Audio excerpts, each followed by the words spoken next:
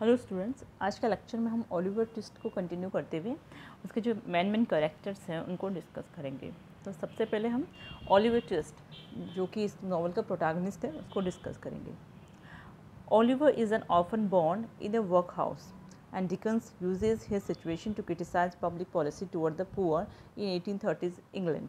जो Oliver Twist है वो एक ऑर्फन बॉय है जो कि वर्क हाउस में रहता है या फिर वहाँ पे काम करता है। और जो डिकन्स हैं उन्होंने उसकी सिचुएशंस को उस टाइम की जो इंग्लैंड था 1830s में, यानी जो विक्टोरियन एज में उस टाइम में 1830s में जो इंग्लैंड था, उसकी जो सिचुएशन थी, उसकी जो पब्लिक पॉलिसी थी बच्चों को लेकर, बड़ों को लेकर, पुअर्स को लेकर, जो भी पॉलिसीज़ थी उनको क्रिटिसाइज़ किया था, मतलब उनकी निंदा की या फिर उसका एनालिसिस किया था।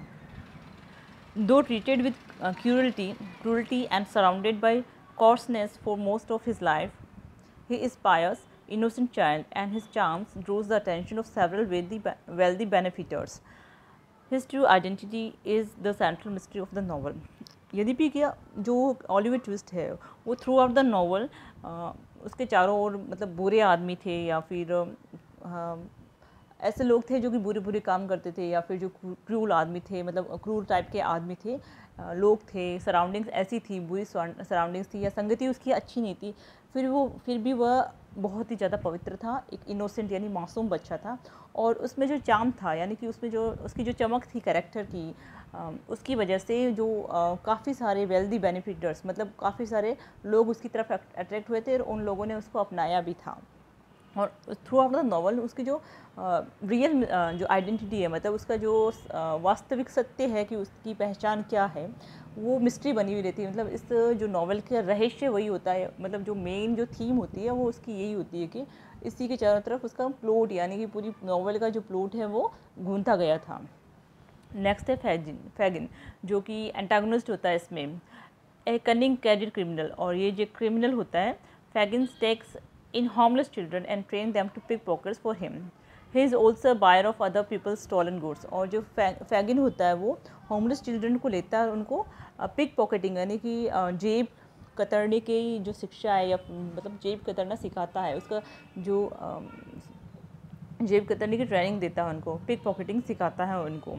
और वो दूसरे जो आदमी है, मतलब वो चोरी बाजारी में जो भी सामान मिलता है चोरी किया उनको वो खरीदता है और फिर आगे बेचता है। नेक्स्ट इज नैन्सी, जो कि a young prostitute and one of Fagin's former child pickpockets. Nancy is also Bill Sikes lover. और जो नैन्सी होती है वो एक प्रोस्टिट्यूट होती है और फैजिन की चाइल्ड पिक पॉकेट होती है, मतलब उसका जो गैंग होता है पिक पॉकेटिंग का, उसमें जो एक मेन पार्ट होता है नैन्सी का।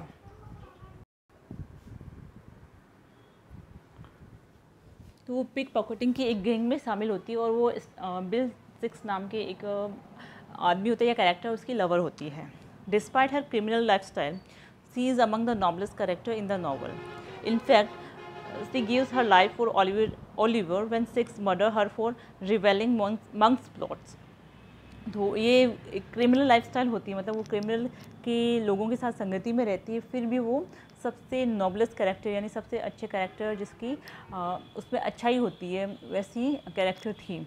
और उसने यह जब उसने अपनी लाइफ ओलिवर ट्विस्ट की अच्छाई के लिए दी थी, जब उसने मंक्स जो कि एक कैरेक्टर है इसमें, उसका जो प्लॉट था, इविल प्लॉट था, यानी कि जो उसकी बुरी चाल थी उसके बारे में बताया था, तो उसका मर्डर हो जाता है। उसके लवर जो है बिल सिक्स, उसको वो मार देता है। रोज़ मैली एक कैरेक्टर है जो कि एजेंस फ्लेमिंग की सिस्टर होती है। एजेंस फ्लेमिंग ओलिवर ट्विस्ट की मदर होती है, उसकी सिस्टर होती है, यानी कि ओलिवर ट्विस्ट की ये मौसी होती है। Raised by Mrs Maylie after the death of Rose father, a beautiful compassionate and forgiving young woman, Rose is the novel's model of female virtue. और इसमें जो नॉवल में फीमेल वर्चू की जो जितनी भी मतलब एक लेडी में जो भी फीमेल वर्च्यू होनी चाहिए, जो उनमें वर्च्यूज़ होनी चाहिए, जो अच्छी अच्छी बातें होनी चाहिए, जो चारित्रिक विशेषताएं होनी चाहिए एक औरत की, वो सारी की सारी ये रोज़ मैलिन प्रेजेंट करती है, यानी कि सारी की सारी उसमें खूबियाँ होती है। वो ब्यूटीफुल होती है, कंपैशनेट होती है और फॉरगिविंग नेचर की, फॉरगिव मतलब किसी को भी माफ़ कर देने वाली कि नेचर की होती है। नेक्स्ट है Mr Brownlow, a well off erudite gentleman who serves as Oliver's first benefactor. ये जो जेंटलमैन होते हैं वो ओलिवर के फर्स्ट बेनिफिटर होते हैं। ये इन्हीं की पिक पॉकेटिंग मतलब इनका रुमाल चुराते हुए ओलिवर ट्विस्ट को पकड़ा जाता है और फिर ये उसको छुड़ाते हैं और अपने साथ ले जाते हैं। Mister Brownlee owns a portrait of Agent Fleming and was engaged to Mr. Leaford's sister who, when she died. Throughout the novel, she behaves with compassion and common sense and emerges as a natural leader. पूरे novel में वो एक compassionate आदमी होते हैं और common sense लिए हुए होते हैं, मतलब और उनमें नेचुरल लीडर की सारी क्वालिटीज़ होती है। किस तरह से चीज़ों को संभालना चाहिए, सिचुएशन को संभालना चाहिए, किस तरह को लीड करना चाहिए सब लोगों को, वो सारी की सारी क्वालिटीज़ इनमें होती हैं। मंक्स जो कि a sickly vicious young man prone to violent fits and teeming with inexplicable hatred with Fagin he schemes to give Oliver a bad reputation। और ये मंक्स जो होता है वो जो ओलिवर ट्विस्ट है उसका स्टेप ब्रदर होता है और वो बहुत, और इसमें ये एंटागोनिस्ट होता है, मतलब ये उसका एंटागोनिस्ट का रोल प्ले करता है और वो सिकली होता है, विशियस यंग मैन होता है जो कि किसी भी तरह से ओलिवर की फेजिन्स के साथ मिलकर ओलिवर की जो रेपुटेशन है उसको बदलना चाहता है या बैड रेपुटेशन प्रेजेंट करना चाहता है सबके सामने। Bill Sikes a brutal professional burglar brought up in Fagin's gang. जो ये फेजिन्स गैंग का एक चोर होता है बिल सिक्स भी, जो उसके जितनी भी चोरियाँ हैं उसमें साथ में मिला हुआ रहता है। साथ में ये अपनी जो उसकी लवर होती है नैन्सी उसको मर्डर कर देता है।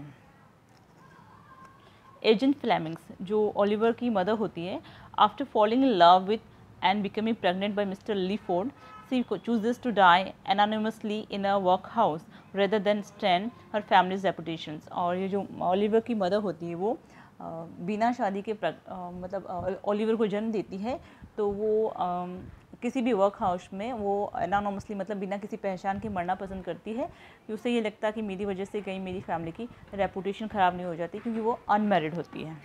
आगे है mister Leeford, Oliver and monks father. ये जो मिस्टर लीफोर्ड है वो ओलिवर और मंक्स के पिता होते हैं, who dies long before the event of the novel. और वो जो कि जिनकी मृत्यु जो नॉवल स्टार्ट होती है उससे बहुत पहले हो जाती है।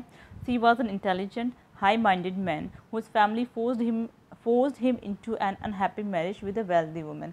वो इंटेलिजेंट पर्सन होते हैं, हाई माइंडेड मतलब उच्च विचारधारा के धनी होते हैं वो, और जिनको उनकी फैमिली ने फोर्स किया था एक अनहैप्पी मैरिज में, मतलब ऐसी शादी जिसमें वो खुश नहीं थे, विद अ वेल्दी वुमन, एक बहुत ज़्यादा पैसे वाली औरत के साथ उसको शादी करने के लिए मजबूर कर देते हैं उसके फैमिली वाले। मिस्टर लॉन्सबर्न, मिसेस मेलीज फैमिली फिजिशियंस होते हैं जो कि वो हॉट टेम्पर्ड होते हैं, और पर उनका जो हृदय होता है वो उससे मतलब he is good at heart, मतलब गुड हार्टेड होते हैं और बैचलर है, उनकी शादी नहीं होती है और वो गुड हार्टेड होते हैं, पर उनको जल्दी ही गुस्सा आ जाता है। और उनकी फैमिली के फिजिशियन होते हैं, मतलब डॉक्टर होते हैं, और उन्होंने ओलिवर की देखभाल की थी। द आर्टफुल डॉगर, तो the cleverest of Fagin's pickpocket, the Dodger's real name is Jack Dawkins. और ये फेजिन्स की पिक पॉकेट के गैंग का एक सबसे होशियार बंदा होता है और इसका जो रियल नेम होता है वो जैक डॉकिंस होता है। नेक्स्ट है ओल्ड सैली जो कि एडल्डी pauper who serves as nurse at Oliver's birth, जो कि ओलिवर के बर्थ में उसकी मदर को सर्व करती है, और वही एजेंट से गोल्ड लॉकेट छीन लेती है जो कि ओलिवर की आइडेंटिटी का क्लू होता है, मतलब ओलिवर की पहचान का जो क्लू होता है वो कि गोल्ड लॉकेट जो कि वो ओल्ड सैली चुरा लेती है। Mrs Conley, the matter of the work house where Oliver is burn. Mrs Conley is hypocritical, callous and materialistic. After she marries Mr. Bumble, she haunts his mercilessly। और ये जो Mrs कॉनले होती है वो उस वर्क हाउस की matron होती है जहाँ पे ओलिवर बॉर्न हुआ था या फिर वो बड़ा होता है, और वो बहुत ही हाइपोक्रिटिकल होती है, मटेरियलिस्टिक होती है, मतलब बहुत ही ज़्यादा भौतिकवादी होती है, और वो मिस्टर बम्बल से शादी करती है। Next is Noah Claypole, a charity boy and Mrs Soberberry's apprentice। Noah is an overgrown, cowardly bully who mistreats Oliver and eventually joins Faggin's gang। और ये जो नोहा क्लेपोल होता है वो मिस्टर स्लोबेरी का अप्रेंटाइज होता है, और वो उसको ओलिवर को बहुत ज़्यादा मिस्ट्रीट करता है, मिस्ट्रीट मतलब बहुत ज़्यादा उसके साथ बुरा व्यवहार करता है, और लास्ट में वो फेजिन की गैंग को ज्वाइन कर लेता है। नेक्स्ट है बुल्सआई जो कि बिल सिक्स के डॉग का नाम होता है।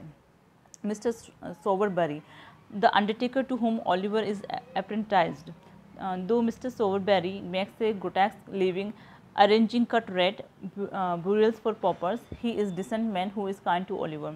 Mr. Sowerberry वो होता है जिसको Oliver apprentices होता है, और वो जो उसका काम होता है उसकी बजाय वो काफ़ी डिसेंट होते हैं ओलिवर के प्रति.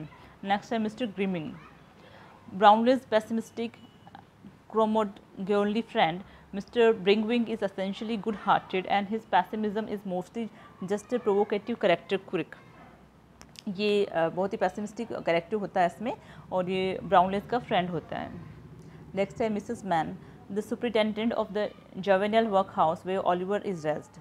Mrs Mann physically abuses and half starve the children in her care. और ये मिसेस जो मैन होती है वो सुपरिटेंडेंट होती है जहाँ पे उस वर्क हाउस की जहाँ पे ओलिवर रेस्ड हुए थे, और वो बच्चों को बहुत ही हाफ स्टार्व मतलब आधा भूखा रखती थी और बहुत ज़्यादा उनको प्रताड़ित करती थी. नेक्स्ट है mister French, the harsh, irrational, power-hungry magistrate who presides over Oliver's trial for pickpocketing. और मिस्टर जो फेंच है वो काफ़ी हार्श होते हैं, इरेशनल होते हैं, और जो शक्ति के बहुत ही भूखे थे यानी पावर हैंग्री होते मजिस्ट्रेट हैं, जिन्होंने कि ओलिवर का पिक पॉकेटिंग का जो केस था उसकी ट्रायल दी थी. आज के लेक्चर और भी इसमें काफ़ी सारे कैरेक्टर्स हैं जिसको हमने डिस्कस किया. जो माइनर कैरेक्टर्स हैं, जो मेन कैरेक्टर्स हैं उनको मैंने बता दिया है. Thank you.